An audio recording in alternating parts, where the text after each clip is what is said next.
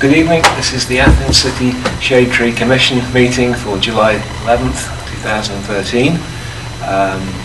One note right at the beginning, our next meeting is going to be August 22nd. It's still a Thursday, but it's not the second Thursday of the month. That month we are expecting to have a number of Title 37 issues coming up. This month we have no tree permit issues or Title 37 landscape issues.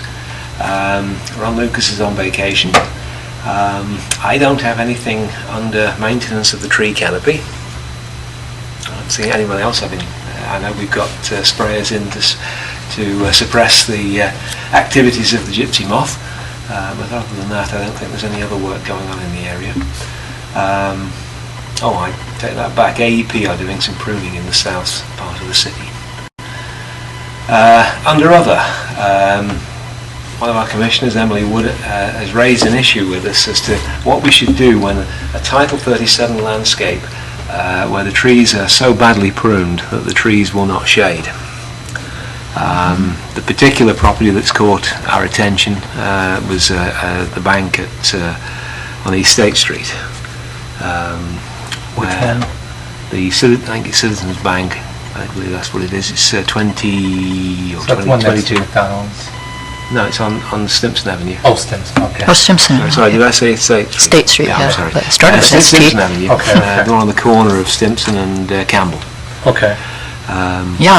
Some other things have happened to those trees over time. They have huge piles of mulch high up around the trees, so they're not going to have a long, healthy life in any event. Mm-hmm. But the trees at the front have been very severely pruned, and there are service berries along there, and then there's a group of, I think it's crabapple. And in fact, the crabapple should probably have been large shade trees. I have been trying to find details of the plan for that site, and I can't at the moment. It was 2004 or 5 when that was approved. The question is, what do we do? We can write letters. Not it. Yeah, technically it would make sense to make a recommendation that they remove and plant. Yeah, I think this was an issue last year, that there was some scalping on some of the trees and that strip mall between those. In front of Staples in particular. Yes. And I think we talked a little bit about this. I don't know, I wouldn't say an educational campaign, but letting people know, or maybe whoever pruned it, not to do it. But I think at the end of the day, there's not much. Well, there isn't anything in the code, and the question is, should there be? What language could be there? Well, when you start thinking of it, you start going back. Well, replace the tree. Well, that's not going to provide any shade.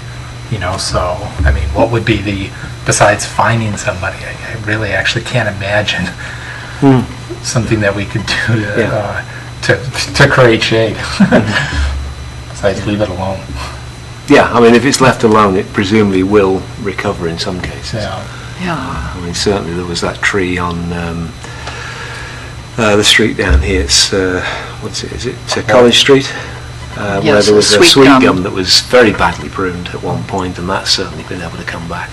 Yes. And we have the ginkgo in front of the Blue Eagle that is slowly coming back from being sick. That's a smaller example. But yes. And it makes sense to just approach it as education, just to send a polite letter with some better guidelines for trimming, just so they're aware of it. Yeah, and I think it would be worthwhile to find out who did the pruning. So that we can make sure that they get the information too, and that we know, so that we know who the better people are to use. And we can't really say no, don't use so and so, but we can say that there is on file this issue with this particular pruning service or lawn service, whatever it was. There should be a way for people to protect. Technically, they're supposed to be listed as a contractor in the city. Yes. They're going to do this sort of work. Yeah.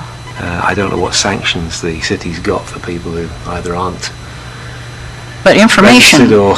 information's the Yeah. defense, and so I remember in the neighborhood association when we first were dealing with rentals that had problems, we would recommend go to the code enforcement office and look at the files and see where the complaints are.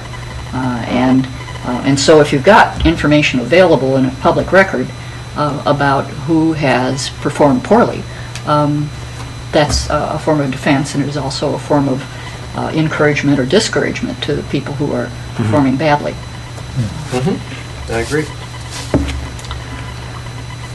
So, I mean, I guess there's a broader question here, that if it's pruned so badly, does it now cease to be a shade tree, and then they're not in compliance? Probably the majority of them will recuperate Yeah. enough to provide Well, some they- shade, whether or not Yeah. they're healthy or live their, expected lifespan. Well, this is the argument, that if you've got a root that's already produced something that was usable, Mhm. it's going to produce growth a heck of a lot faster than a replacement that's inch and a half Right. to 2 inch caliber. Right, so, So it's, I think it makes sense, as Jared said, you don't want to take the thing out and replace it. Maybe education campaigns is the only way to do it. I think one of the things that kind of brings up that there's some of those trees, if I remember correctly, by the Arby's. And I don't think they've grown at all in the time that I've been here. Yeah. no. It's kind of amazing. Yeah, they have not. How can you done suppress the well. growth of a tree? Oh, you have it. Certain Athens compacted soil. And that would be a good example of probably very compacted. And, you get issues to that, is that, I guess it's getting slightly off target, but it gets to the point that that's never going to produce Yeah. shade. Right. It's almost like you need to take those out, prep the soil right, and then put in a new tree, or you can actually transplant that one. Yeah. I guess. Again, I'd like to know who planted it. When did that come in? I mean, that was there before. That was 3 years ago, maybe? Arby's? Oh, No. Arby's, that's long. Oh, Arby's. Because I remember I was thinking Taco Bell. Albie and I going out there and Okay. trying to be convinced by the owner that he didn't need to have a strip on both properties, because he promised that the adjacent property was going to be developed in the next year. Yeah. And we didn't really need an 8-foot wide or whatever it was strip there, because this was when we required a perimeter. Okay. And, Right. So that's over Yeah. years ago. he tried to argue us out of it, but that's many years ago. That one. Well, it's been more than, so what you're saying is about maybe 10 years. At least 10 years, I Yeah. would think. Yeah. Must have been. All right. Yeah. Didn't grow well, did they? No, they didn't. No. But there's really, but that is compliant. They planted the trees, they're alive. We have no growth requirement. That's right. Yep. I don't know if we can, enforcing that would be very difficult. Right, as long as they're alive, yeah. Yeah. If they're dead, they need replaced, but in this case, that's something, the only way we can address is preventatively, is when we're talking about the site and we know the soil is that poor, we can make a more serious recommendation that they pay attention to that Yeah. when they plant the trees. Okay. Well, education then. Then under a couple of other things, at the next meeting, I'd like to bring forward these 2 proposed no-mow areas for approval by the Shade Tree Commission. One of these is along the bike path. It's the south side of the bike path behind Walmart, where trees are struggling to come back. But last year, for the first time in several years, the area was mown. There is no need really to mow that area. You had mentioned this is the county or city? There seems to be all the way along the bike path there are issues to do with who has title over what. Okay. And I think the agreement was that the city, the Conservancy and the university would not argue over Okay. this. So that's where it gets a little bit grey. But we have a procedure, and we were given authority at one point to plant a tree, and so right at the east end of that section there is still, I think it's a crabapple planted there.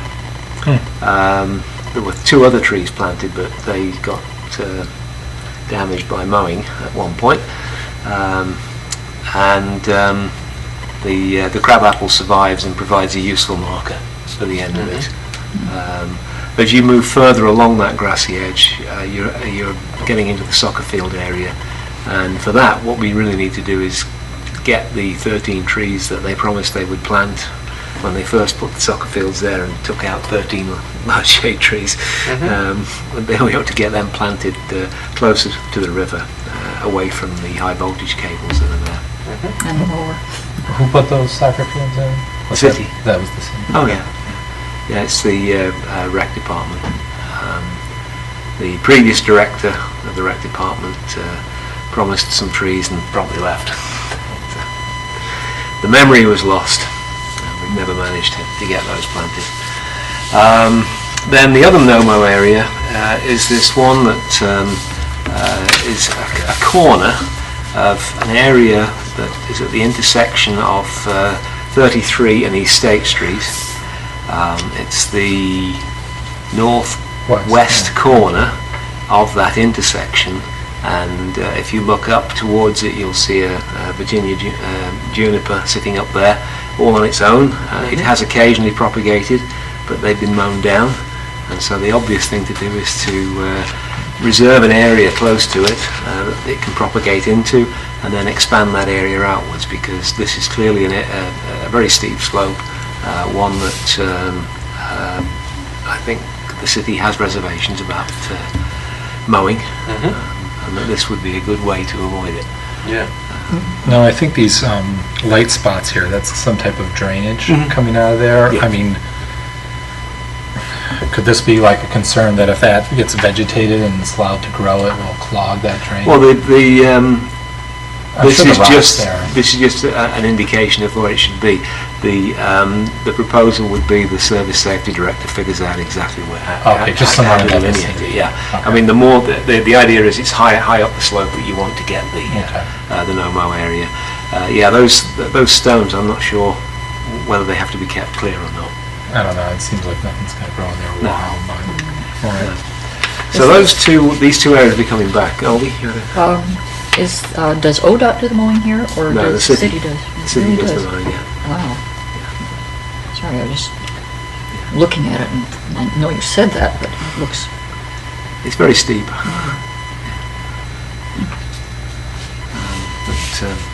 That will be a proposal coming up at the next meeting. dangerous. Is there any other business? If not, we have the minutes of the last meeting. Attached to the minutes of the last meeting is a copy of a memo I sent to John Patsky concerning the Union Street development that we heard about last time, just describing in detail what we agreed. So that forms part of the minutes of this meeting.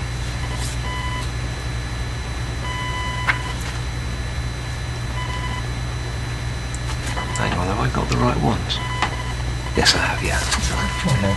Yeah. These are the minutes.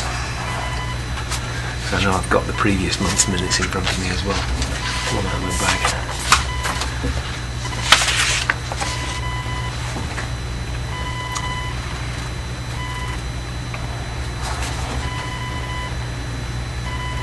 The tree was girdled. I need to Yeah, that's the, correct the typo on that one.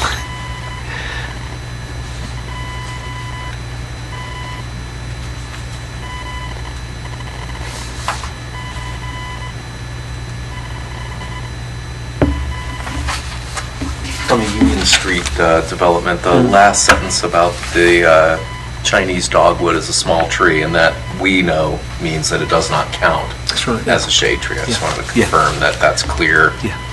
to the developer. Yep. Okay.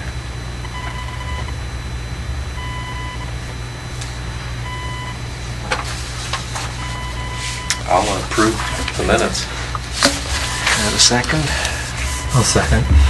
Thank you. Anyone? Are we all in favour of approving the minutes? Good. Aye. Thank you. Our next meeting, as I noted at the beginning, will be on August 22nd.